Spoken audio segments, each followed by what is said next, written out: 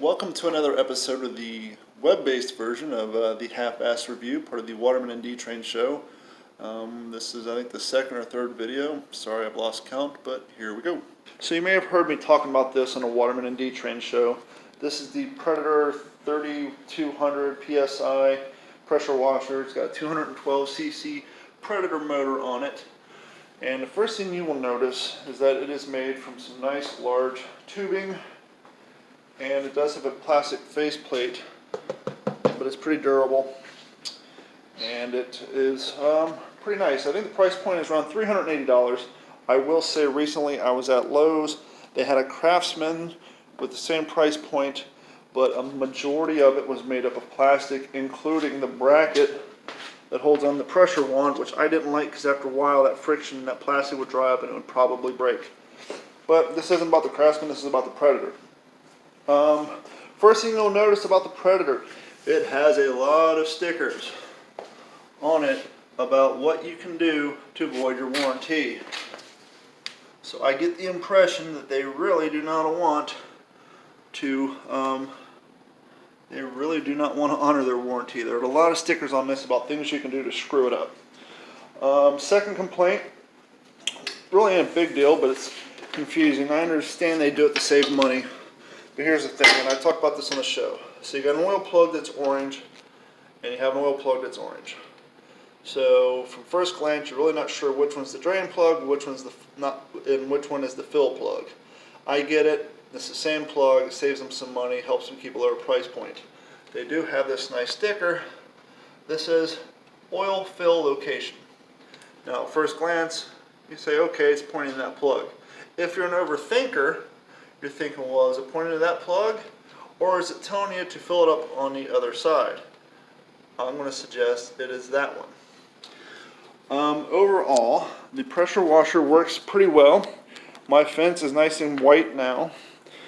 The only real problem I had was after about 2.5 hours of use, right here where the wand connects, you got this quick connect, and inside of that quick connect area is a gasket.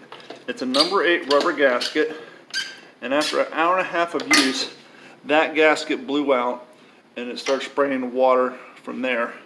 Wasn't a big deal. All I had to do was go down to Lowe's and pick up some number 8 washers.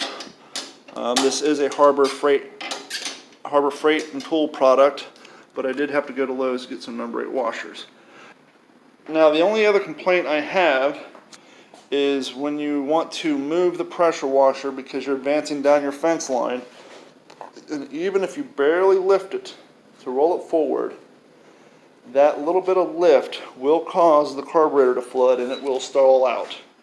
So try to place it in a centralized location and prepare to turn it off in order to move it, even if it's just a foot and you barely put any lift into it, because it will flood the carburetor and it will stall out. All in all, for the price point, it's definitely worth it. I'd say I'd give it a B-, maybe even a C+, depending on the mood.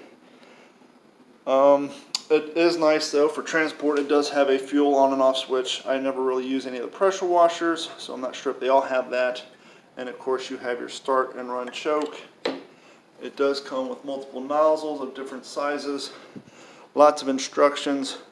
The first time you go to use this, make sure you read the manual, because once again, a warranty issue, and to make it work properly, once you hook your hose up to it, before you start the engine, you want to pull the trigger, get all the air out of the line, make sure you have a consistent flow of water. Granted, it will not be heavy because the motor's not running, but make sure you get all the air out of the line and then start it up.